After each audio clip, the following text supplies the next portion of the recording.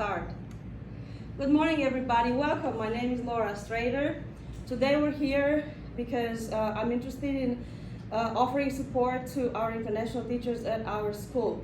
And I'd like to share with you the tips that I have learned over my career in the United States, working with EC population. And hopefully you will find something that will help prevent certain issues that I wasn't able to prevent at the time. So I can tell you a little bit about myself.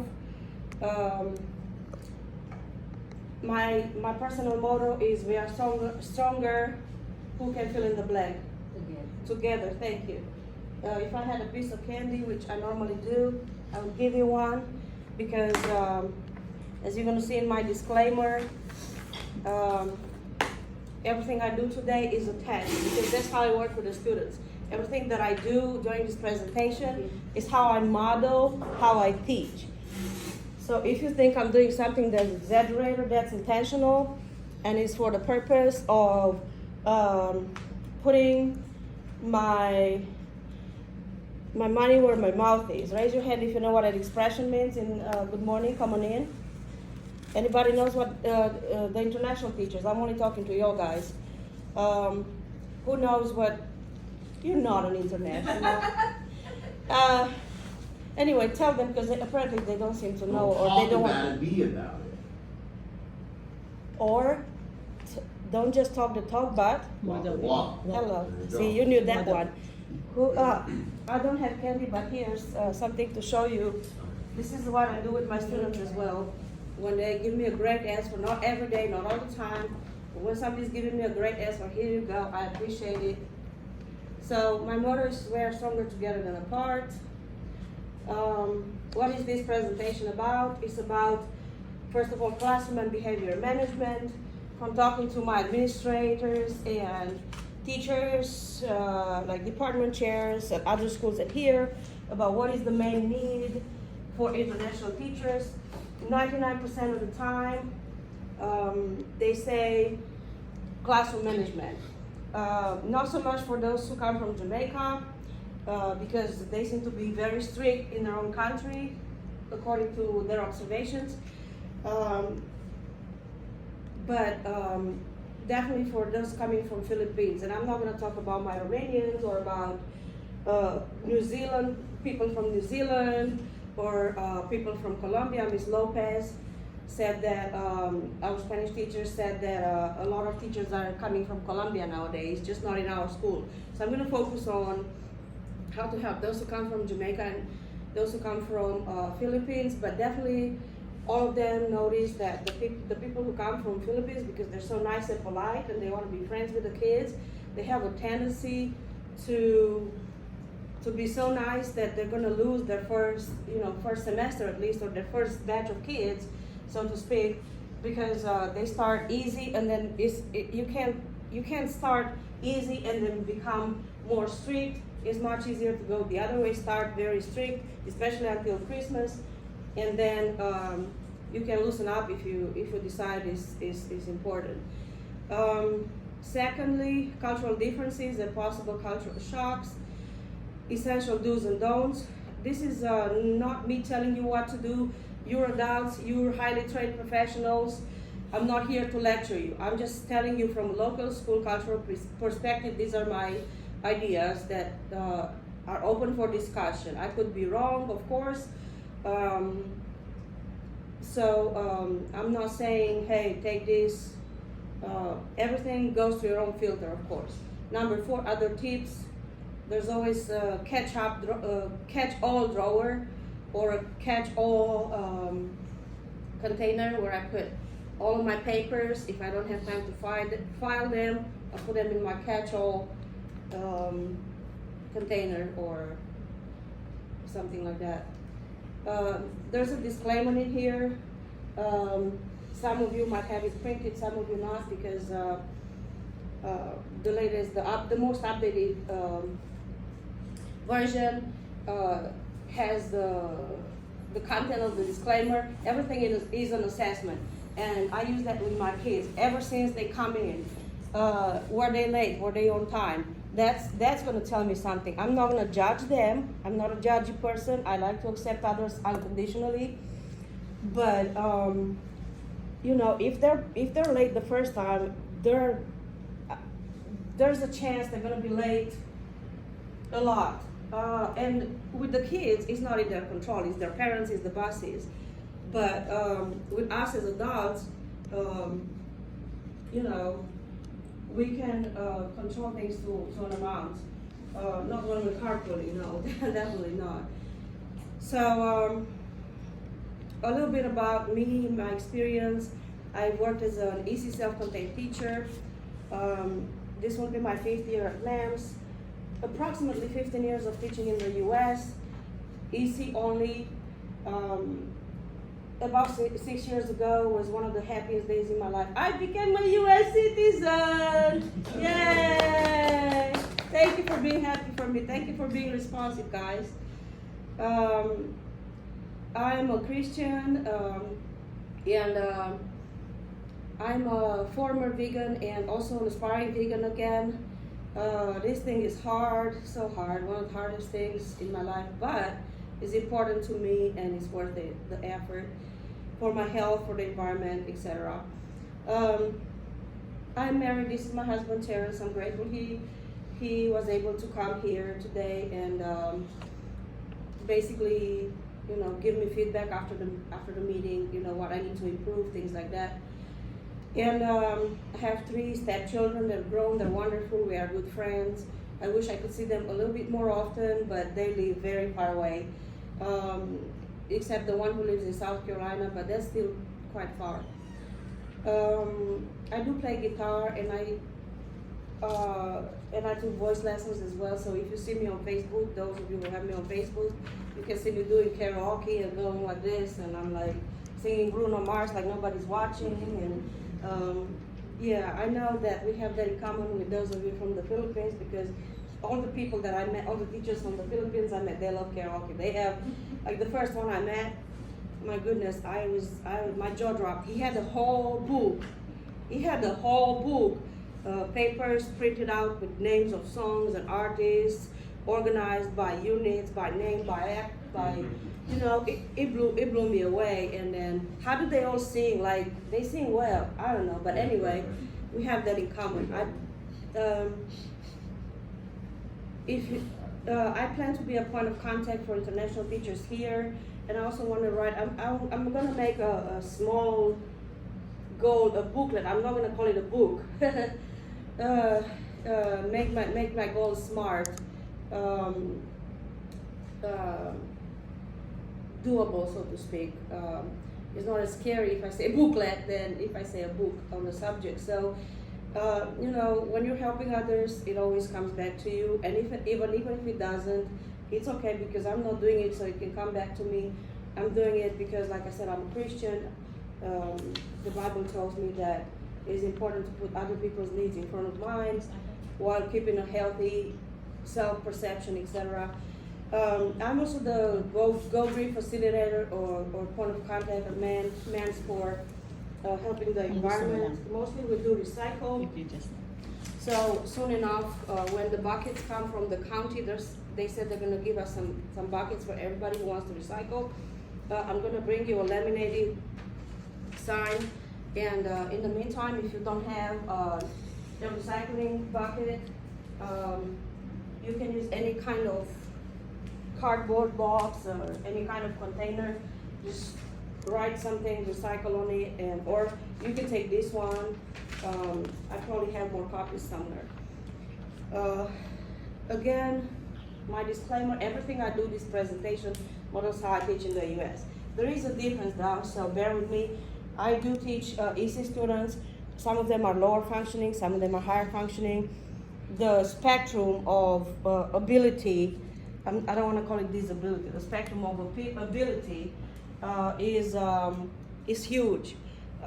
I have kids who cannot even read yet the letters, or they know. I was able to teach one of them maybe let's say 20 out of the 28 letters by the end of the school year. But this one was that did not give me his best, always trying to get out and do something else and play on the computer and ask if he could do something easier. So I had another one.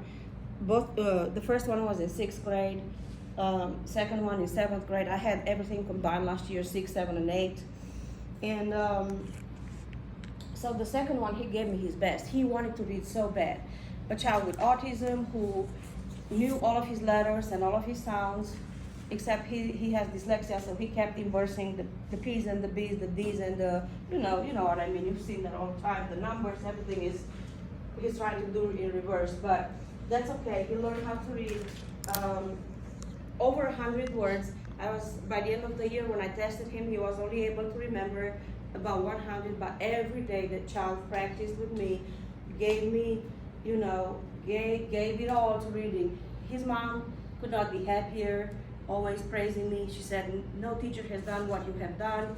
I'm not saying this to brag on myself, I'm just saying what she said. If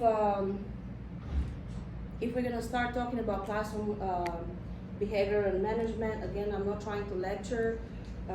This is what I want to do with the kids as well. I want to ask questions. I want them to raise their hand. I want them to use body language and mimics to show me yes, thumbs up, thumbs down, yes, no, maybe, I don't know, something. Show me with your body language and your mimics that you're involved, that you care, that you want to give me your best. I worked the whole summer to make this presentation short enough, concise enough, yet trying to be making it comprehensive, so to speak.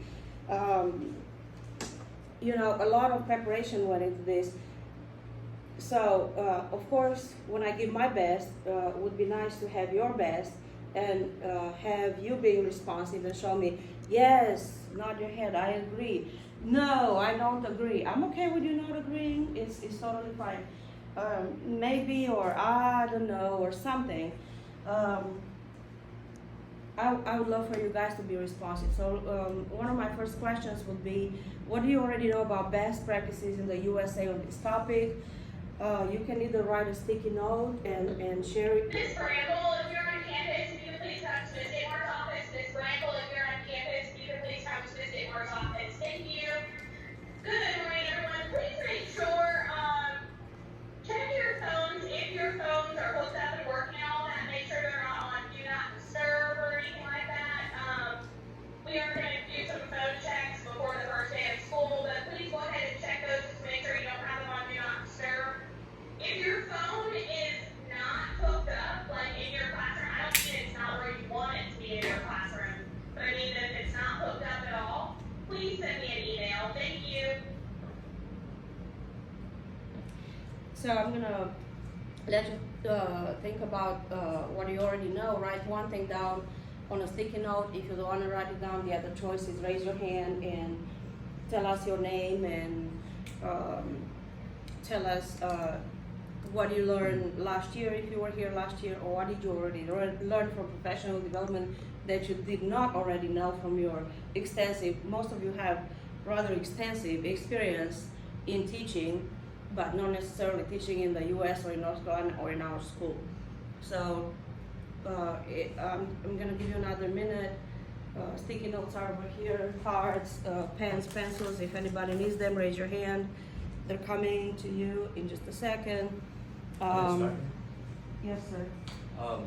Well, one of the best practices that I have observed, compared to my country, in the US we have a good support. I mean, the administration, we have a lot of staff that supports the teachers. We don't have it in our country. We don't have assistant principals. We don't have coaches. Wow. Yeah. That's one of the best practices. We don't have assistant principals. Wow, so the teachers kind of run themselves, huh? Yeah. Everybody knows their job and they're doing it, right? In my previous job, I am the janitor, I am the teacher, I am the utility, I am the maintenance. I am the ICT coordinator, I am everybody. That's the difference. But ours is different from him. Me and Miss Cruz, because we have everything in our school. From Thailand. No, from Indonesia. international school. Oh, private school. Yeah. I'm talking about the public school. Yeah. The public school system is How is the culture of the kids with the teachers? Are they very Well, respectful? Yes, sir. Yeah. The difference is the students in our country, when you look them in the eye, they will sit down, keep quiet, and behave. Here, when you look them in the eyes, they will stare at you. May I kindly ask, you can be as loud as possible so that the video can, I'm checking to make sure everybody gave me permission to videotape their voice and their face. Please raise your hand and let me know if you do not want to give me permission to videotape either your voice, your face, or neither. So everybody's good? Okay. In that case, would you please be as loud as possible to make sure, because you know it's hard to catch on the camera if you're not loud enough, so thank you so much. Go ahead, continue. Yeah, well, just to piggyback on this question, another thing, in our school, in public schools in the Philippines, you can leave the students in the classroom. Unattended. Yeah, unattended. For how long? It doesn't matter, even if you leave them the whole day. Yes. Just give them something to do And and they they're will not do gonna it. break their heads with No, they will be- bumping each other in the head? They will be still alive in the afternoon. That doesn't Well, happen. that's the main goal as a teacher. As long as they're still breathing at the end of the day, you've probably done a great job. Yeah, exactly. And you will see in the afternoon that they have done all their tasks. Yes. Say again? They have done all their tasks. That you. That Oh your my sons- goodness. Yep. Oh my, I'm trying not to say, oh my God. You know what? I think it comes Because- from home Yeah, because the exactly. parents install that respect in them from the Mhm. start. And we don't necessarily have that here in the U.S. because so many other things happen at home. That's the last thing they want to think about, teaching their kids just basic etiquette in social interaction. Exactly. Yeah. And my administrators told me that possibly the main reason why the kids here in the U.S. or I'm just going to talk about North Carolina. U.S. is so huge. Look at that map. My country, Romania, is one of the bigger countries in Eastern Europe. Mm. Yeah, it's not bigger than Texas. So most Romanians have no idea how big the United States is. At any rate, look at how big this country is. Who am I to talk about Virginia? I can talk about the Carolinas because I started in 2007 when Bush was still president, and then in 2008, I believe Obama didn't he come to be the president, and wow, that was amazing for my my assistant. She was African American, and she wanted us to turn the TV on, and you know, I didn't understand why, but then I started to learn that this is really exciting for her and for other African Americans. And it was for me too. I thought it was really great because he was a great person and I liked the way he talked. I'm sorry, I'm not trying to go into politics at all. No, not at all. So I'm sorry if, but just saying that from that point of view, those two things, I thought it was a good thing that he became president. But you know, I can only talk about South Carolina and North Carolina. At any rate, thank you to those who shared. Now, if I were with my students, I'd probably give you a piece of candy or a choice. Do you want this little token, or do you want a ticket? I also use what are they called? The little tickets. You got me? Yes. Thank you. I appreciate any help. Like I said, I like to delegate. And I love my helpers. What do you call those little tickets that you can give to the kids? They have a serial number on them, and they can exchange them when they had 5 of them. I would give them a small treat or something, like raffle tickets, whatever. Right, Yeah. or like a fair ticket, carnival ticket. That's what I'm talking about. Also, you can engage your students, like I try to do with this link over here. You brought your laptop. I'm so proud of you and you. That's you. If you're going to a professional development and you don't have your laptop with you, it's not going to be as helpful as if you did take it with you. If you're going to take your laptop but it's not charged up and you forgot your charger, I think that's not going to help either. If you are able to click on this link, fine. If not, just know it's a Google form that you can use with your students. It doesn't have to be more than 3 or 4 questions to get them started and engaged in your first day of school. But you always want to start with something called about me, something similar. you can, if you want me to send you this, so you can edit it. It's a simple Google form. I use Google form for a lot of things, quizzes and everything, polls, whatever. Ms. Strater, you said that they could click on it. Did you share this presentation with them? I did with everybody that I know of, but because I did with you as well. Okay. Oh. And it Oh, kind of wow. updates on Yes, itself. I kind of updates on itself in Google Slides, and it should, when you want to access it. It does. Yeah. So if you can go and click on this link, if not, it's totally fine. This is not real school. I'm just pretending I'm teaching students. So first question: how many years of teaching experience? What is the highest degree you have earned? Let me make this even larger so you can see it even better. And that I do that all the time because when you have students that wear glasses, especially my students, they can be a little bit more forgetful than maybe yours. I'm not sure, but who knows? They forget their glasses. I myself misplace my glasses sometimes. That's why I label everything. So if you see my name on everything, it's not because I'm territorial. It's because it's the only way I can keep track. And then I made a ridiculously long checklist. Miss Kinlaw can tell you how ridiculous it is. I have like 42 items on it. Oh yeah, you can tell me as well because you saw it was so long. But hey, it helps me prepare. Like, who can tell me it's not a good thing, right? If it works for me. Can I interject real quick? This Google form is great, but the first week or so, we're not gonna have computers. So they might have to make this a principal thing so that they Yes, can do it but- physically. Totally, totally. Yes, I even gave Sarita, didn't I?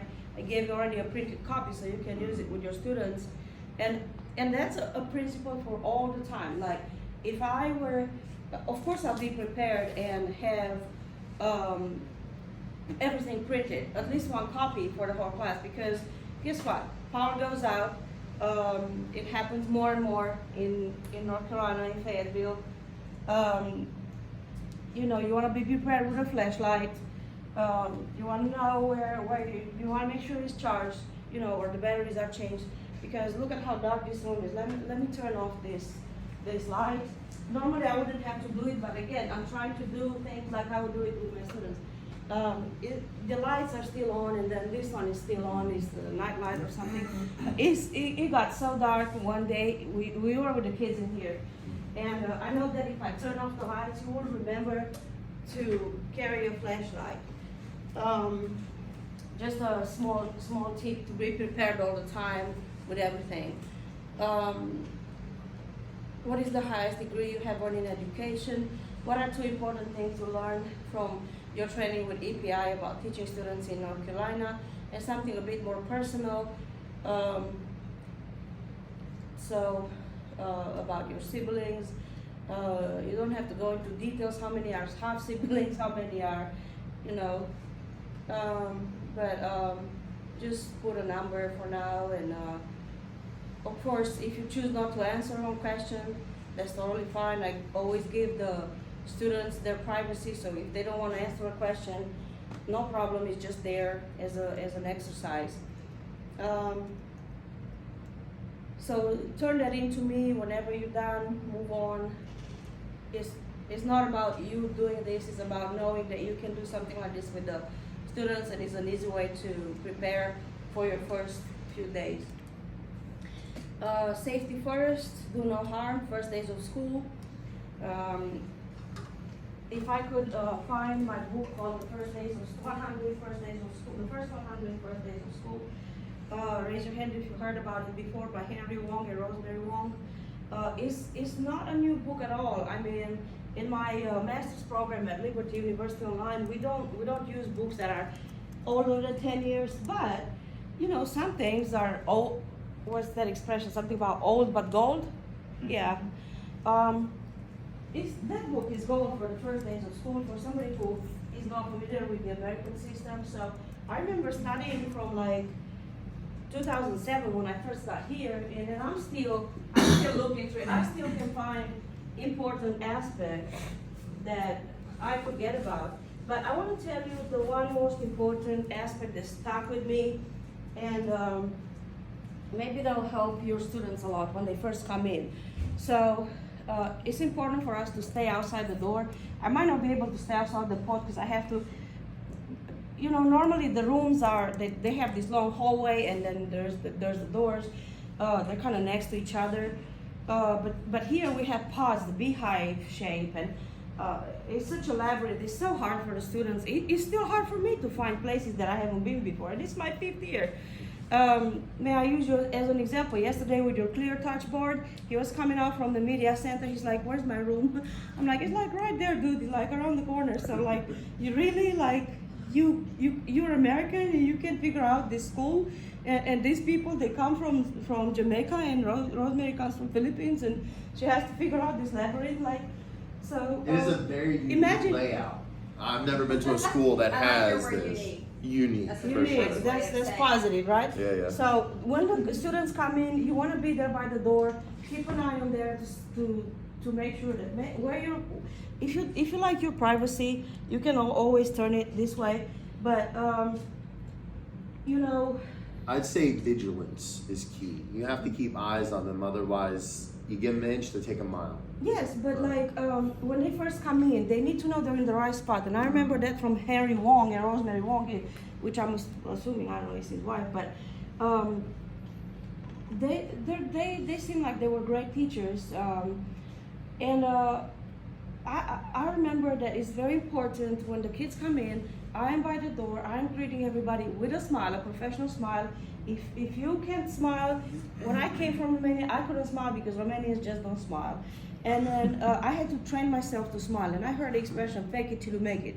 So I faked it so well for years, until now I am so bubbly. If you've seen that video that Miss Didmore showed us about different types of teachers starting back to school, there was this bubbly teacher. Hello chair, I'm so happy to be here. I'm so happy to be back to school. How are you doing? And my name is Laura, what's your name? And things like that. So I'm exaggerating again, but it's for a reason. Sometimes we have to exaggerate with our students because look, it made him smile, and he's hard to make to smile. It's like he will smile to people because he's polite and friendly, but like, I don't know. You know what? I would say you have to set He's the so tone. quiet though, like. You have to set the tone, otherwise they're gonna set it for you. Yes. You know? Yes. I got 3 more minutes. I'm not worried that I wasn't able to go over everything, because if I had the 15 minutes that we missed at the beginning because of all the things that were or were not in our control, I'm flexible. It's okay. You can read. I wasn't going to read anything really. I was just gonna let you read the slides, and that's what I try to do with the students as much as possible, especially when I work in small groups. Let the students read the slides, and those who can read in my class, and not everybody can read in my class, or not everybody can read well enough. But I don't like, honestly, to sit in a professional development and people are lecturing and lecturing. That doesn't happen a lot in the States, but of course it used to happen in Romania. That attitude of I know and you don't, and I'm gonna teach you, no, that's not me. And even with the kids, I can learn from a toddler, I can learn from an 86 years old, I can learn from anybody, any day, anytime, everywhere. I just learned from Miss Kinlaw how to move the arrow to go to the next, because it's my first presentation, and in a more official capacity as a professional development facilitator, so to speak. So I didn't know how to press this arrow button to move to the next when you make the slides large like that to cover the whole screen. So live and learn. They call it perpetual learner here. But remember your safety. Your red folder. Your red folder is supposed to be posted on the wall. There was something new last year. Our SRO said, there's a red folder. I don't think we have it yet. She said, she gave us this clipboard. She made sure we have everything. Put it up here so that if you have a sub in your classroom, they will know, or anybody who's replacing you, they will know where to get it. If there's a fire drill, that's what you have to, Ms. Hottel, remind me, what is it that we have to take for a fire drill when we go outside? Do we take the red folder because it has the green paper in it? Yeah, there's no more Red green. folder, and what else? There's no A more list green. of the students So, and a pencil so you can check the attendance, right? yes. Anything else? An email just went out this morning, that the red folders are ready, but you're gonna see in the email, Ms. Ditmore actually has kind of put a pause on that. She's not quite ready for you guys to see them. But the red folder is basically a safety feature that we have here in Cumberland County. It's not just our school, it's across the board. And it has a green piece of paper inside of it that you will hold up when we have an emergency situation. So most of you have taught with Cumberland County Schools, so you know what that is. But the biggest thing that I would actually say with that, the red folder has to go with you if you have like if we have a fire drill, or if we have a tornado drill, or heaven forbid, something real if it's not a drill. But the biggest thing is that you have to print your rosters. And the other big thing is, let's face it, we have a transient community, meaning we're gonna have students leave and new students come, and more students leave and more students come, and it is a mental checklist that you kind of have to keep going at all times, because you want your rosters to be current, not only for your own sanity, because it is a lot, it's a lot to process, y'all, but also, again, if you have a sub in your room, all of us end up taking turns subbing for each other. And because we have a shortage, we have a teacher shortage, we have a substitute shortage, so there might be a time that you are called in to cover another teacher's class. Maybe that teacher had to leave because she became ill. You might be called in to cover. If you go into somebody's room and you don't know who's in there, because the rosters are from the first day of school and it's now January, that is not fun. So your rosters need to be in your red folder, and they also need to be accessible on your desk, and they need to be updated. And I've spent a lot of years teaching, but that was one thing I always did. As soon as I got a new kid, or as soon as a kid left, I printed a whole new set of rosters, because it just relieves that confusion, not only for you, but for anybody else that comes in. I know last year we were next to each other. Miss Sullivan was next to me, and I remember those days that you were sick, and I went in, trying to find the rosters.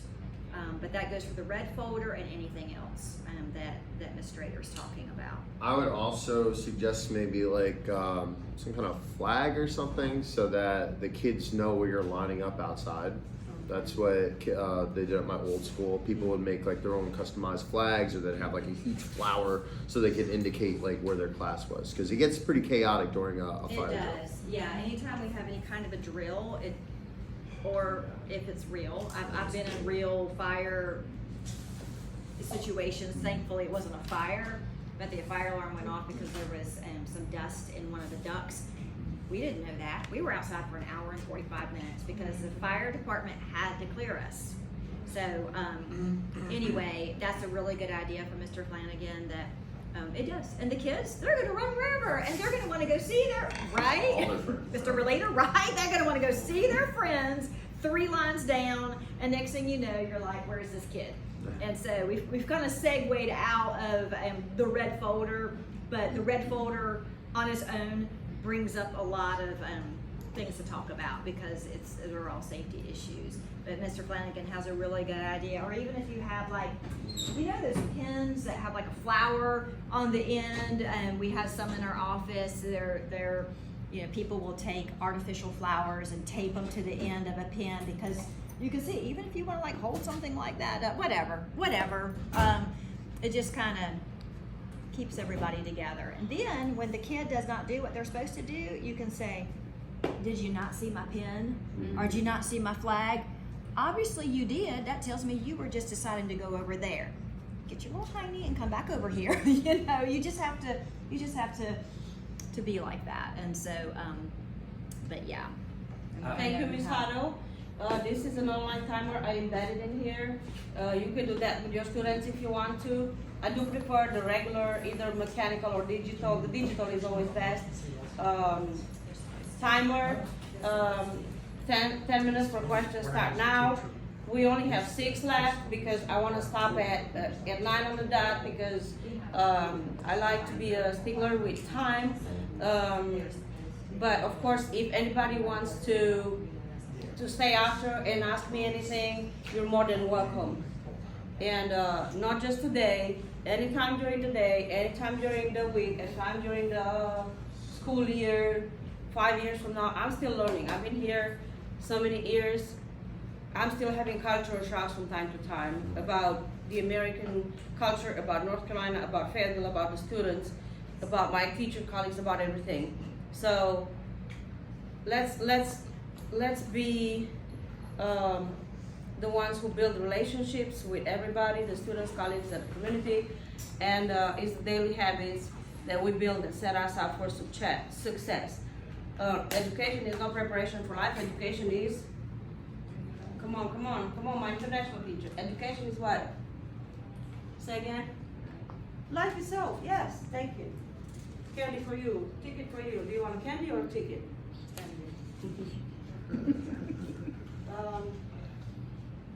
Again, we're gonna stop at 9 o'clock, 4 minutes. Please go, questions. I have a question. Ms. Hottel, regarding the drills. So, how can we know where are we supposed to go? Like for us first-time teachers. Right, great question. So every single classroom, and I know, like Ms. Strater said, our school building looks like a beehive. That is a great, basically analogy of our school. Every classroom has a map, and you're gonna see that one says tornado and one says fire evacuation. We have to have 2 ways to exit our rooms during a potential fire drill. So your maps will be somewhere in your room, and they are going to give you those arrows. If you need help reading them, because it's just not easy to read, y'all. But I can help you. If you do not have maps in your room, because if you've moved into a room that maybe was completely, stripped, which is a possibility, I don't mind helping. You can let me know. You can let Miss Bramble know. Miss Bramble is our Safe Schools coordinator, and she is the person that is kind of in charge of kind of having her, I'll use the analogy, having her finger on the pulse of what's going on in the school. My question is it indicated there the place where we should Yes. go? Yes, on your maps, they are drawn out. So for example, for the fire map here, you can see Ms. Strater's room. There are 2 arrows. Okay. One is primary and one is secondary, and they are color coded. And again, if your map is either non-existent, it's missing, or it's not properly coded, just let us know and we'll get that straight. The tornado drill, we do, for those of you who may be new to North Carolina or you haven't been here very long, we do have tornadoes here. In 2011, we had one that lifted up one of our schools off of its foundation and dropped it back down. Oh, dang. That's crazy. We weren't, it was a Saturday, which was really good, but it picked up one of our elementary schools. And so, the tornado drill will tell you, where to go. The main thing is to get out away from any glass, because unfortunately, glass goes shattering during tornadoes. So typically they want us in the hallways, away from the glass, and we'll go over all of that.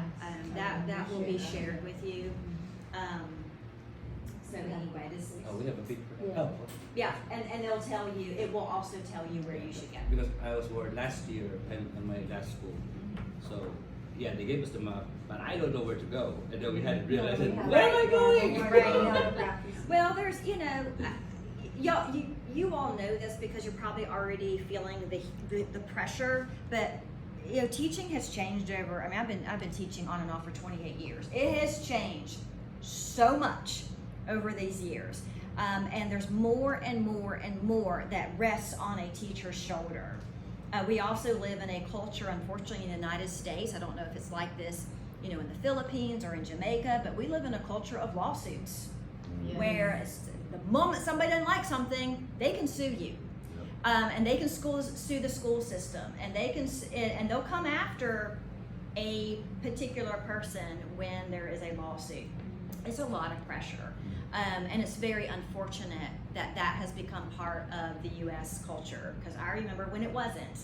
It used to not be that way, but it is now. And so, there are a lot of layers to this, and I think the main thing is just knowing some of the main things to address for your first couple of weeks of school, because the truth is those things will be the things you will always need to know. Exactly. So if that was a great question you had asked about the maps. If you know where your maps are and you know where your exit routes are, guess what?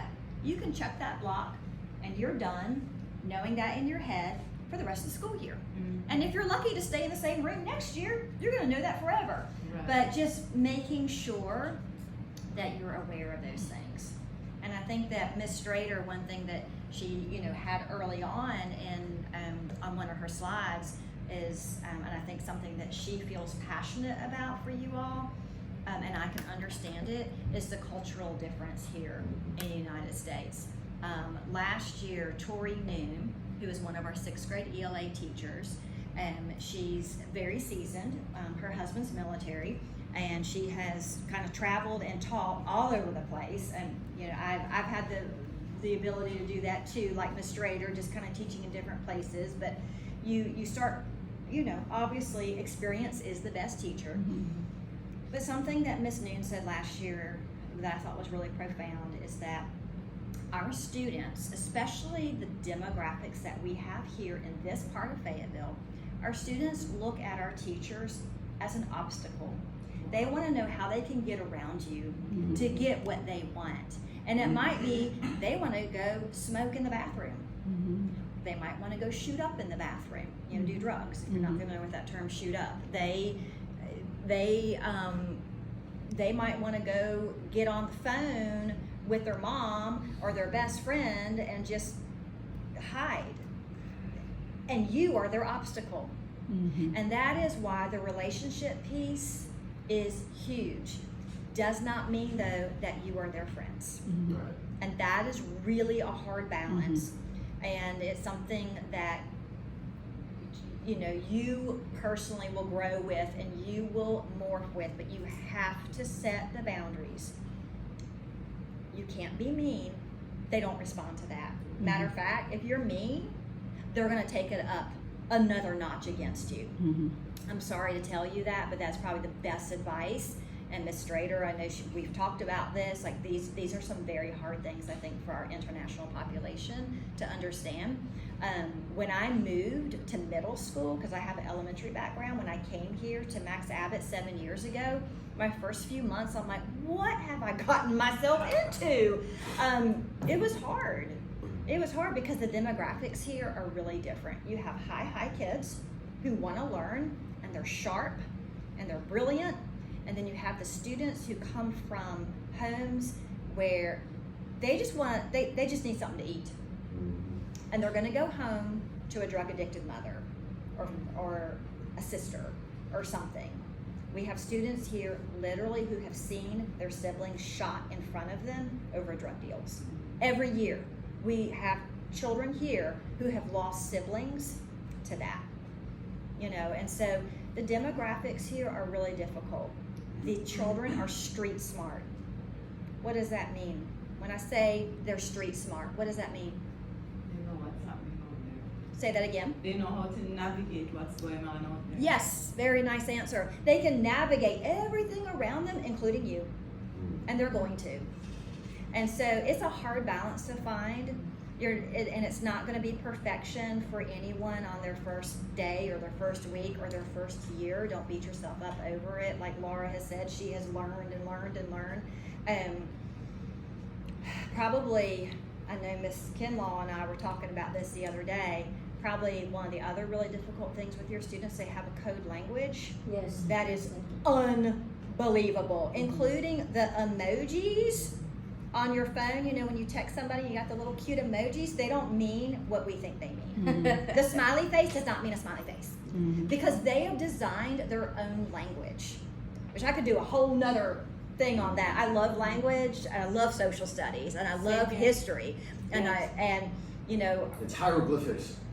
yes, yes, we have reverted to hieroglyphics with our emojis, and no one knows what they mean now because it's not what you think it means. But last year was my first year out of the classroom as an instructional coach, and the students that were in 8th grade last year were my students in 7th grade. So I loved being in the 8th grade hallway because I love my kids. Being an instructional coach is a little hard because I miss being in the room and being with the kids. Absolutely love them. But I kind of got my fix by standing in the 8th grade hallway in the mornings and greeting every single one of them. And y'all, when I tell you the language has changed even in the 1 year that I was out of the classroom, they were saying things that I could sense that good morning didn't even mean good morning anymore. You know, I mean, and it's not that you have to figure all this out now, because guess what? You're not going to be able to. It's just having an awareness and knowing that these are just hurdles that exist. And you know, if you've ever watched a track meet, I'm a track person. I ran track for years when I was in school. You know, you have the hurdles and you have to jump over them, right? Wow. Well, the hurdles are changing all the time, but they're still there. And so you think the hurdle's here, then you're getting ready to jump over it. They're going to move it over here, but you still got to jump it. So, yeah. May we give everybody a bathroom break, and everybody wants to come back, listen to her, listen. If you have any questions for me. I know you guys have plenty to do. I just don't want to keep them longer just because we were forced to start late. It's already 6 minutes after, and I would not dare to interrupt you, but like I said, I'm a stickler with time, beginning on time, ending on time, as much as possible. Like I said, please don't get me wrong, I am trying to be very flexible. But it's never okay, in my opinion, that me who I am on time as much as I can, and I worked so hard on it, to be sitting there and wait even 5 minutes for those who cannot plan ahead and cannot use a checklist to do what they have to do and leave 30 minutes earlier than they normally would, so that you can prevent traffic problems, etc. So that's why I'm a stickler with time. So, but you're more than welcome to come back, take a bathroom break, stretch your legs. I do that with the kids all the time. Stretch your legs if you need to, walk around the desk, just don't bother other people. Of course, you can bother them if you want to, you're an adult, I'm just joking. But we can stop the video now. Let's come back and chat.